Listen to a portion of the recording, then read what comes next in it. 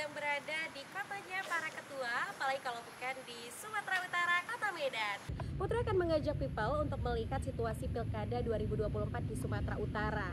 Karena dari banyaknya provinsi yang ada di Indonesia, Sumatera Utara ini termasuk salah satu daerah yang menyita perhatian publik.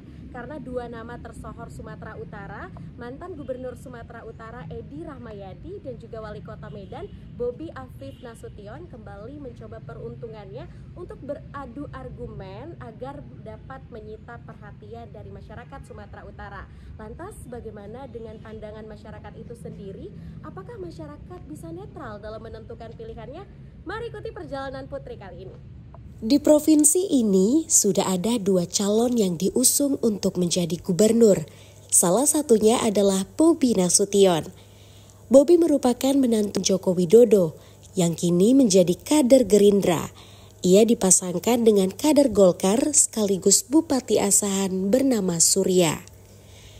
Pasangan ini didukung parpol Koalisi Indonesia Maju atau disebut dengan Kim Plus. Kemudian satu calon lainnya adalah ex-gubernur Sumut Edi Rahmayadi, diusung oleh Partai PDIP.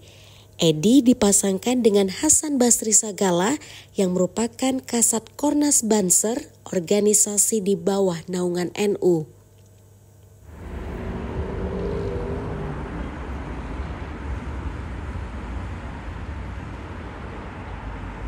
Saya sangat berharap bahwa masyarakat di Sumatera Utara hidupnya makin berkembang, Kak, makin maju.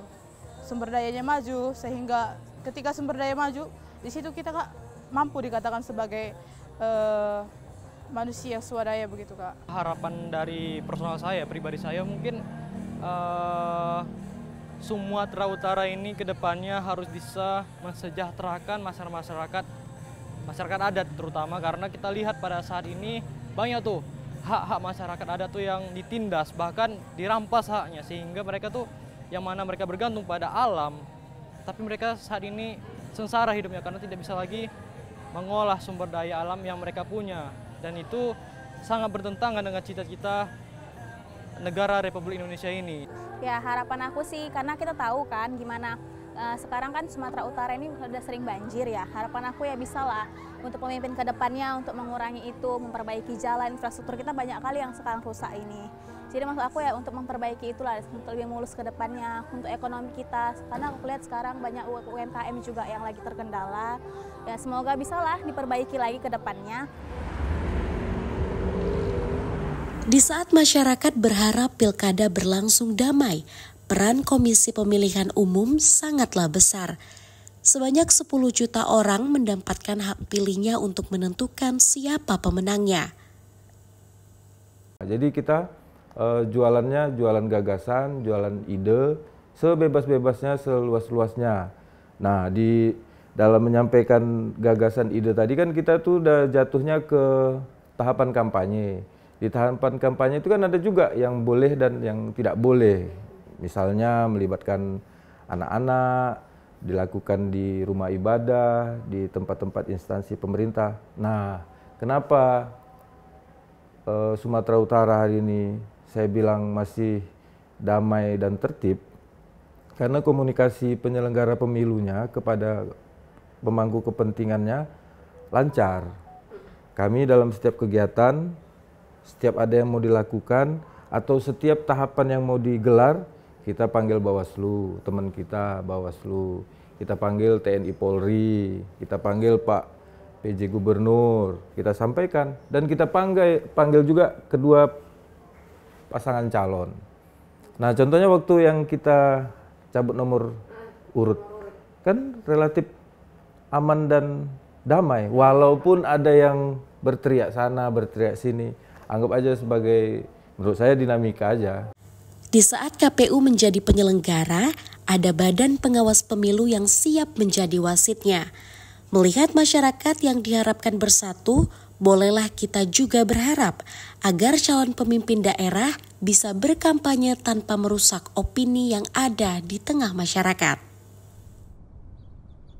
Bagaimana misalnya isu aparatur negara itu dikerahkan untuk pemenangan salah satu pasangan calon presiden. Nah, hari ini juga itu bagian dari perhatian kita. Kendati pun sampai hari ini itu masih masih berlangsung dengan baik sesuai dengan aturan, dan potensi itu saya kira sampai hari ini belum ada kelihatan ya. Tapi kita tidak lengah, ini tetap kita kasih perhatian serius gitu, Putri. Ketika masyarakat sudah memberikan suaranya, ada KPU yang bekerja dan Bawaslu yang mengawasi. Lantas, apa sih pendapat dari pengamat melihat situasi dari pilkada di Sumatera Utara itu sendiri? Saya rasa masyarakat sudah sangat paham dan tidak perlu. Saya yakin Sumatera Utara ini akan terjadi pilkadanya lebih aman dari sebelum-sebelumnya. Itu yang pertamanya. Yang kedua adalah setelah penetapan.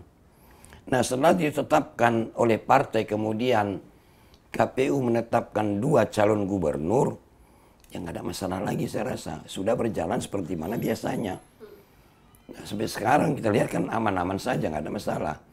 Baru nanti fase yang ketiga adalah mulai daripada kampanye sampai kepada pencoblosan. Dan ini belum berlanjut. Tapi prediksi saya akan aman-aman saja, akan lebih baik. Kenapa? Yang disangsikan orang sekarang para pengamat adalah terjadinya kontestasi antara Kim plus dengan PDIP, kan itu kan. Dan memang di Sumatera Utara calon gubernurnya demikian. Setiap warga berhak menentukan pilihannya pada Pilkada serentak 2024. Meski kita berbeda pilihan, kita harus tetap menjaga keharmonisan antar sesama. Tidak boleh saling sikut, jangan sampai ada intimidasi. Mari kita kawal Pilkada 2024 dengan riang gembira. Nah, people, di tengah hiruk-pikuk Pilkada Sumatera Utara 2024 ini tentunya yang banyak menyita perhatian dari publik, tapi kita bisa merasakan ya euforia dari dan antusias dari masyarakat Sumatera Utara, namun masyarakat ini masih menjalankan aktivitas seperti biasanya. Karena masyarakat ini memiliki hak untuk menentukan pilihannya. Walaupun kita berbeda pilihan, tapi kita harus tetap menjaga keharmonisan antar sesama. Jangan terjadi perpecah belahan dan juga intimidasi di antara kita. Mari saatnya ya kita sambut pesta demokrasi atau Pilkada 2024 ini dengan riang dan juga gembira. Kini saatnya saya Putri Zain pamit undur diri dan sampai jumpa.